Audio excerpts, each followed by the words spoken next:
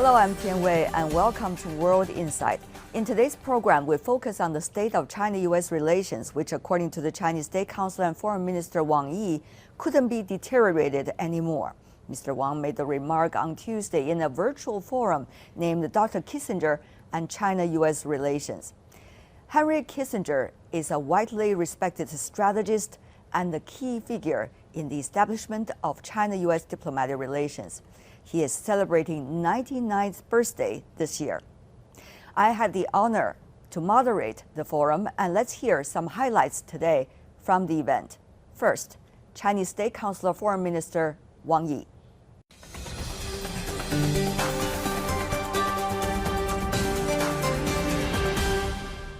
中国有句古话，大德必寿。 A man with a great virtue enjoys longevity.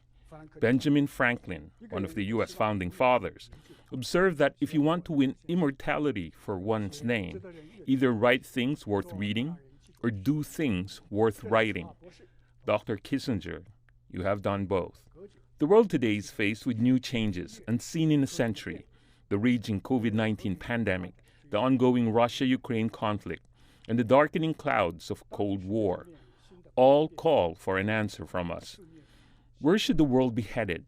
We should join hands to build a world with a shared future and shared security, a world of interconnectivity, openness, and development, a world of diversity and inclusiveness with common progress, a world that leaves no country or individual behind, a world filled with possibilities and bright expectations. Building such a world is an obligation and responsibility that China and the United States must take. Whether they can manage their relations well is a question of the century to which the two countries must give a good answer. President Xi Jinping and President Joe Biden both agree that China and the United States should respect each other, coexist in peace, and avoid confrontation. President Biden reiterated on multiple occasions the 5 important pledges of the U.S. side, including not seeking a new Cold War with China and not supporting Taiwan independence. But in reality, the China-U.S. relationship has not stepped out of the difficult situation created by the previous U.S. administration. It is even facing more and more challenges. The narrative about its history is being deliberately distorted, and its future is in danger of being taken in the wrong direction. The relationship cannot be allowed to deteriorate anymore. We must make the right choice. It is imperative to build the right strategic perception and to abandon the Cold War mentality.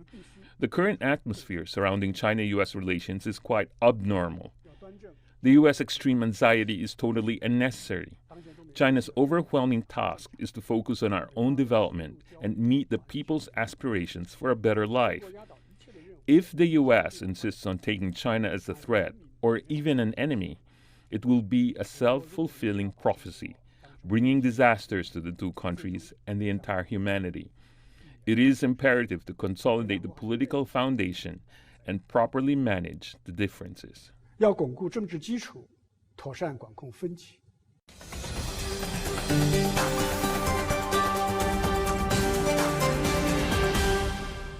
Over 50 years ago, I had the privilege of being the first American emissary to overcome the tensions that existed between the United States and China at the time. There had been military actions, diplomatic disagreements, and dispute over Taiwan. President Nixon had the wisdom at the time, and Chairman Mao and Prime Minister Choi Lai joined in that effort to overcome the tensions that existed and to develop Sino-American relations on the basis of dialogue and cooperation where possible, and to contain disagreements within limits that did not reach the threat of force. Over many decades, this relationship developed in a constructive direction.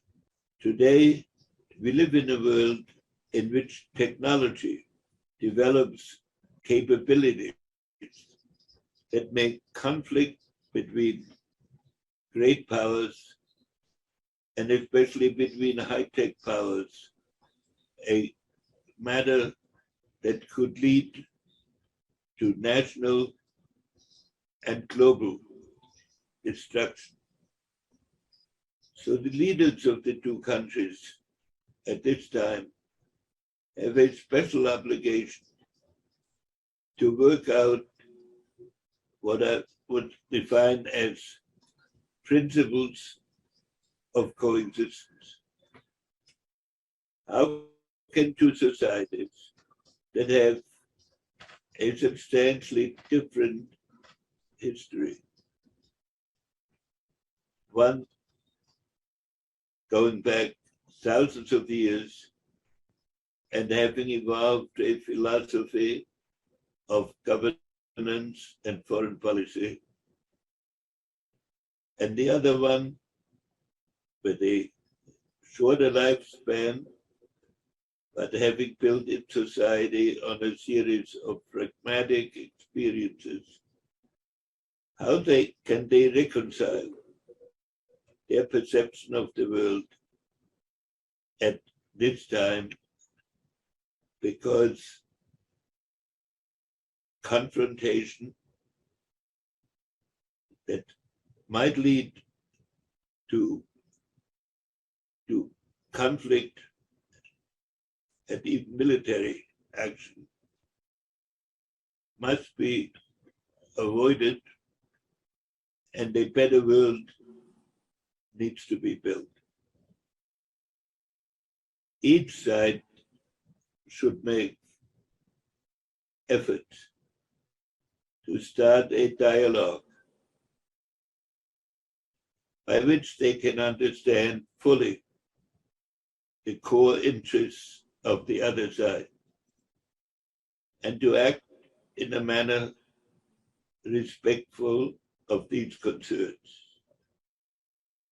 I was present when the issue of Taipei, Taiwan, was given its first common expression between President Nixon and Chairman Mao. And it was based on a tacit understanding that the United States would recognize the one China principle, and that China would understand and respect the concerns that America had about how that principle would be implemented on the Chinese side.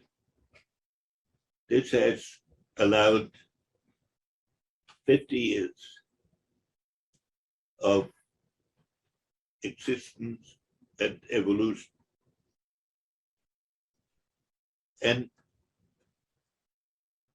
it cannot be solved completely at this moment, but it should be kept within the framework of that had been established then by both sides.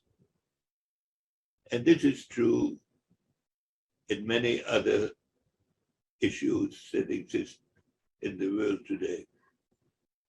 The nature of contemporary technology is that as it develops and as it enters the military capacity of each side, by its very nature, it makes a threatening impact on the other side. And how to limit this, and how to avoid a disagreement arising from the normal evolution of technology. And the same is true in the field of economics.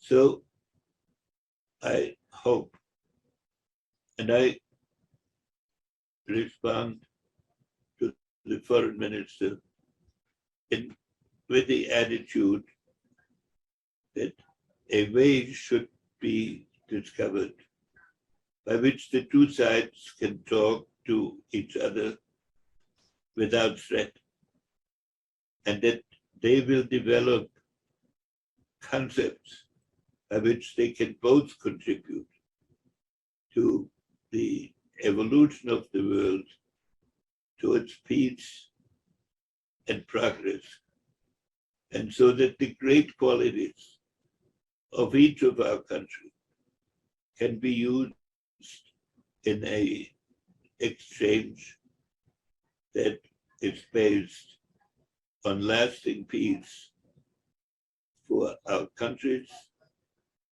and for the rest of the world.